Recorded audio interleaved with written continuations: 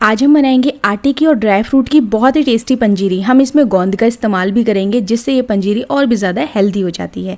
तो वीडियो के साथ बने रहें और इस रेसिपी को ज़रूर ट्राई करें। सर्दियों की मोस्ट फेवरेट रेसिपी है। तो चलिए ये रेसिपी शुरू करते हैं। आटे की पंजीरी बनाना बहुत ही आसान होता है। सबसे पहले हम यहाँ पे ड्राई फ्रूट्स लेंगे। जैसे सबसे पहले मैंने यहाँ पे मगज लिए हैं जिसे हम मेलन सीड्स भी बोलते हैं। अगर आप ये नहीं यूज़ करना चाहते हैं तो स्किप कर सकते हैं, लेकिन टेस्ट बहुत अच्छा आता है।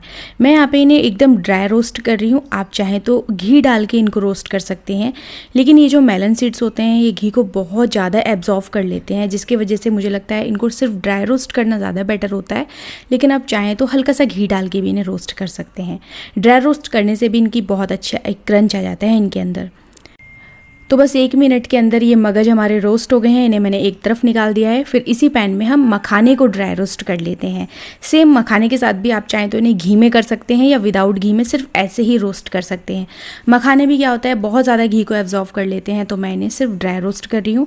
आप चाहें तो इन्हें घी में रोस्ट कर सकते हैं, लेकिन बाकी के जो जितने भी ड्राई फ्रूट हम इस्तेमाल कर रहे हैं वो सारे हम घी में ही रोस्ट करेंगे, क्योंकि ये पंजीरी बन रही है तो इसमें घी का स्वाद अच्छा आता है। आपके ऊपर है, आप चाहें तो मखाने घी में रोस्ट कर सकते हैं। और मखाने भी हमारे 1-2 मिनट में ही रोस्ट हो जाते हैं, ज़्यादा समय नहीं लगता है। इनमें क्रंचीनेस आ जाती है, आप देख सकते हैं इस तरीके से। अच्छा, ड्राई फ्रूट आप कम ज़्यादा कर सकते हैं अपने हिसाब से। इसमें ऐसा कोई ज़रूरी चीज़ नहीं है कि मैं जितना इस्तेमाल कर रही हूँ आप भी उतना ही लें, लेकिन आप चाहें तो इस मेथड से भी कंप्लीट देख के बना सकते हैं। अब आपको यहाँ पे घी डाल देना है और बादाम रोस्ट कर लेने हैं। बादाम की क्वांटिटी मैंने थोड़ी कम रखी है, आप चाहें तो बढ़ा भी सकते हैं, या फिर आप इसी तरह से सारी सेम चीज़ें ले सकते हैं। आप देखिए बादाम भी हमारे फटाफट से रोस्ट हो गए हैं। ज़्यादा इनको डार्क नहीं करेंगे, उससे पहले ही बाहर निकाल लेंगे। तो बादाम को हम अच्छे से निकाल देते हैं क्योंकि ये अच्छे से फ्राई हो चुके हैं इसमें। अब इसी गर्म घी में डाल देते हैं हम काजू। ये देखिए यहाँ पे मैंने बादाम को अच्छे से निकाल दिया। इसके बाद इसमें काजू डाल देते हैं। काजू मैंने आधा कप लिए हैं। काजू हम ज़्यादा इस्तेमाल कर रहे हैं। जैसे कि मैंने बताया ये पंजीरी बन रही है, कोई लड्डू नहीं बन रहे हैं, तो आप अपने हिसाब से चीज़ों को एडजस्ट कर सकते हैं, क्योंकि हमें इसे बांधना नहीं है या इसकी कोई मिठाई नहीं बनानी है। सिर्फ इसका चूरा ही बन के निकलेगा जो कि आप ऐसे ही खाएंगे। तो आप अपने हिसाब से चीज़ें कम या ज़्यादा कर सकते हैं। काजू भी हमने अच्छे से रोस्ट कर लिए हैं। ज़्यादा हम इन्हें जलाएंगे या ज़्यादा ब्राउन नहीं करेंगे, फटाफट से निकाल लेते हैं। अखरोट भी ले लिए हैं मैंने, तो आप इन्हें अखरोट को, इसलिए मैंने बादाम कम इस्तेमाल करे थे क्योंकि हम अखरोट भी यूज़ करने वाले थे। और बहुत ही सिमिलर सा टेस्ट आता है अखरोट का और बादाम का, और फिर गर्म भी दोनों ही होते हैं, तो इस तरह से ये बैलेंस हो जाता है। अखरोट को भी बस हल्का सा ही शैलो फ्राई किया है एक तरीके से। इसके बाद इन्हें भी हम बाहर निकाल देते हैं। अगर आप बहुत ज़्यादा पर्टिकुलर हैं, ज़्यादा घी नहीं यूज़ करना चाहते हैं, तो आप इन्हें सिर्फ ड्राई रोस्ट करें। अब यहाँ पे आती है एडिबल गम, जिसे हम बोलते हैं गोंद। ये गोंद को भी हम ऐसे ही फ्राई कर लेंगे। अब अगर आप गोंद इस्तेमाल कर रहे हैं तो आपको घी लेना ही पड़ेगा, और अच्छी मात्रा में, क्योंकि इसे हम अच्छे से एकदम डीप फ्राई करेंगे। और एकदम एक साथ नहीं डालेंगे सारा, थोड़ा थोड़ा डालेंगे, एकदम थोड़ा थोड़ा, क्योंकि गोंद को अच्छे से फ्राई करना ज़रूरी होता है, नहीं तो ये अंदर से कच्ची रह जाती है और ये साइज़ में एकदम डबल हो जाती है। ये देखिए इसका साइज़ एकदम बढ़ जाता है। और ये अच्छे से फ्राई करें आप। पैन को आप इस तरह से टिल्ड कर लें और अच्छे से फ्राई करना ज़रूरी है अंदर तक। गोंद जब फ्राई हो जाए तो इसे भी निकाल देते हैं, और जब भी फ्राई हो जाती है तो बहुत ही ज़्यादा ब्राउन होने लग जाती है, तो उससे पहले ही निकाल लें।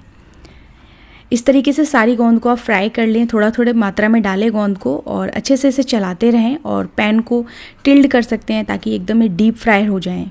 इस तरीके से, इस तरह से ये अच्छे से अंदर तक फ्राई हो जाती हैं। उसके बाद हम गोंद को निकाल देंगे। गोंद को आपको थोड़ी थोड़ा ही लेके फ्राई करना है। तो हमारी गोंद भी फ्राई हो गई है। अब सेम इसी घी में और घी डाल देते हैं, क्योंकि अब हम फ्राई करने वाले हैं आटा, और आटा हम ज़्यादा ले रहे हैं, 1.5 कप आटा ले रहे हैं, तो घी भी हमें अच्छा खासा इस्तेमाल करना पड़ेगा। आप इसे कम घी में भी रोस्ट कर सकते हैं, ऐसी कोई परेशानी नहीं है, लेकिन जितना घी होता है ना, टेस्ट उतना अच्छा आता है। जितना भी घी था मैंने सारा ही डाल दिया है। यहाँ पे टोटल हम 50 से 60 ग्राम जितना घी इस्तेमाल कर रहे हैं, जिसमें ड्राई फ्रूट भी हमने रोस्ट किए और ये आटा भी रोस्ट कर रहे हैं। 1.5 कप ये होल व्हीट है।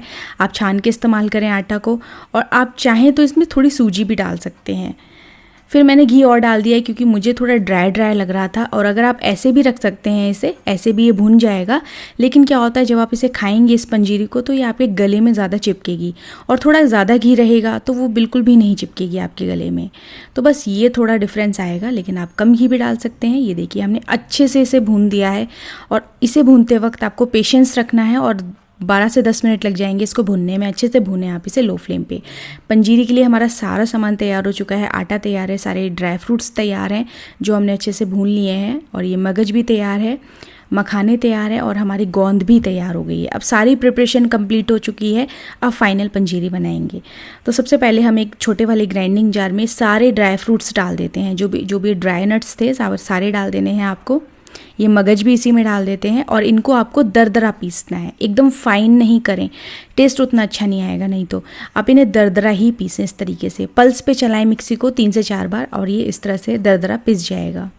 ये देखिए बिल्कुल भी फाइन नहीं करना है, इस तरह से दरदरा पीस लें।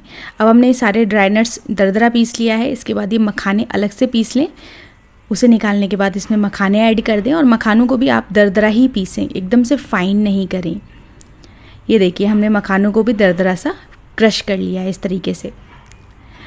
अब आपको गोंद लेनी है। गोंद को हम मिक्सी में नहीं करेंगे, बेसिकली हम इसे क्या करते हैं, एक मैशर से, मैंने यहाँ पे मैशर लिया है, आप कोई स्पून ले सकते हैं, भारी चम्मच ले सकते हैं, उससे आपको इसको हल्का हल्का क्रश कर देना है। आप देख सकते हैं ये इजीली क्रश हो जाएगी। बस इसका पूरी तरह से आपको चूरा नहीं बनाना है, मोटा मोटा क्रश कर देना है। इससे टेस्ट बहुत अच्छा आता है गोंद डालने से, और गोंद फ़ायदेमंद बहुत होती है। सर्दियों में तो कम से कम आपको इसे कंज्यूम करना ही चाहिए किसी ना किसी तरीके से। फिर आपको इसमें ये आटा डाल देना है, जो हमारा अच्छा सा भुना हुआ आटा है, काफ़ी अच्छी खुशबू आ रही है इस आटा के अंदर से। और फिर ये जितने भी हमने ड्राई फ्रूट को ग्राइंड किया था सारे इसमें ऐड कर देते हैं। आप चाहें तो ड्राई फ्रूट्स को और अलग से भी डाल सकते हैं काट के, अगर आपको पसंद है तो। साथ ही में ये मखाने का पाउडर डाल दिया, और फिर ये बाद में डाल देते हैं शुगर। चीनी को घर में ही पीसा है, 1 कप मैंने यहाँ पे चीनी ली है, ये सफिशेंट है। अगर आप कम डालना चाहते हैं तो कम भी डाल सकते हैं, ज़्यादा डालना चाहते हैं तो ज़्यादा भी डाल सकते हैं। आप टेस्ट कर लें पंजीरी को, उसके हिसाब से कम ज़्यादा कर सकते हैं। पंजीरी को हमने अच्छे से सब चीज़ों को मिक्स कर दिया है। पंजीरी बिल्कुल तैयार हो चुकी है। आपको इसमें कोई भी फ्लेवर देने की ज़रूरत नहीं है, लाइक इलायची, केसर, कुछ आप ऐसा फ्लेवर नहीं दें। इसे ऐसे ही रखें सिंपल, ये खाने में बहुत अच्छी लगती है। ज़रूर ट्राई करें, आपको बहुत पसंद आएगी।